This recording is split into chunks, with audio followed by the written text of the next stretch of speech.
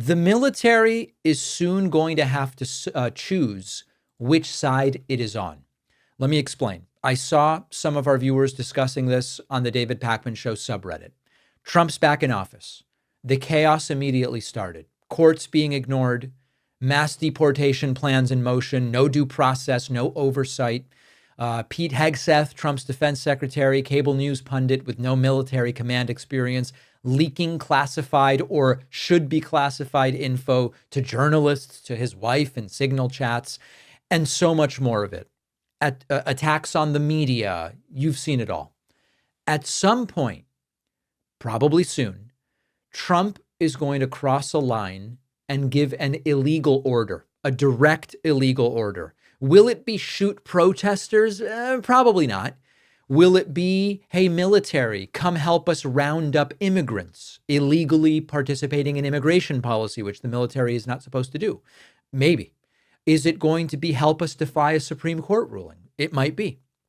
And the U.S. military is going to have to choose the Constitution and the rule of law or the president.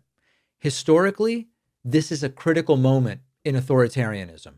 What Trump is doing isn't really new. It's textbook strongman politics. We've talked to Ruth Ben-Ghiat about it. It mirrors much of what we saw in the 20th century. You start by undermining the courts, attacking the press, filling key positions with loyalists, weaponizing the language of patriotism, and then you test the waters. You start ignoring certain court orders. Which illegal orders can I give to others that they will also ignore the illegality of? Which ones will they help me carry out? This is how authoritarian regimes have built power in the past.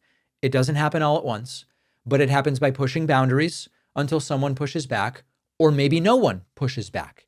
That is how authoritarian regimes rise and fall, and ultimately, it comes down to whether the military will play along. Look at some historical examples. In Chile, General Pinochet's coup succeeded because the armed forces turned on a democratically elected government and backed dictatorship. It hinged on the military. In Nazi Germany, Hitler didn't fully consolidate power until the military swore personal loyalty to him rather than to the German constitution or the nation. If you look at Spain, Franco launched a civil war with military backing and ruled for decades. But counterpoint, in the US in the 70s, when Richard Nixon's orders started to veer towards madness, the military didn't bite.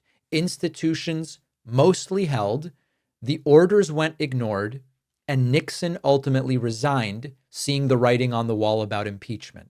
So the difference is very stark. When the military sides with democracy, democracy tends to survive. When the military doesn't side with democracy, democracy tends to fail. Trump's inner circle knows this. Bannon and people like that, and people more close to Trump, they know this. That's why they are packing the Pentagon with loyalists and gutting oversight. That's why they're testing what they can get away with piece by piece, day by day. If they can get one unit to follow an illegal order, then they will try it again, and then they'll go bigger. So this is not theoretical anymore. To every general, every private, you may soon have to choose. When the orders come down, the people who swore an oath to defend the Constitution won't get to hide behind politics. They're either going to say no to tyranny or they're going to help to enforce tyranny. And Trump's gamble is that the military will follow orders rather than principles. He's betting that enough people will say, it's not my job to question the president, and just go along with it. And so Trump is counting on a culture of deference, of obedience, and of careerism. And that's why the people that he surrounds himself with, Hegseth, Stephen Miller, etc., they talk about restoring law and order, but the plan is to ignore the law. The plan is to throw law and order in the toilet and flush it 10 to 15 times, the way Trump has done so many times before. Their plan only works if the people with guns obey the man rather than the law. And I know we have many members of the military in our audience, and this is something you've got to be prepared for, and you've got to be ready to know how you will react when that request/demand from Trump comes down. After researching, writing, refining, The Echo Machine, my book, is finally out. This is not just a book about how American politics got so broken. It's also about what's happening right now and what we can still do to stop things from getting worse. Trump's been back in power. The results have been even more catastrophic than many feared, with targeting of political opponents and gutting democratic institutions, laying the groundwork to even further consolidate power. But the thing is that none of this is inevitable. The same forces that brought us here can be countered if we understand how they work and what to do about them. And that's what the Echo Machine is all about. Some say that without corporate media backing, books like this can't succeed.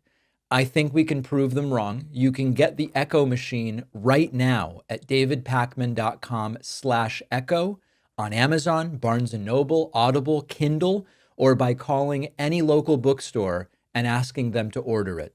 This book is more important than ever.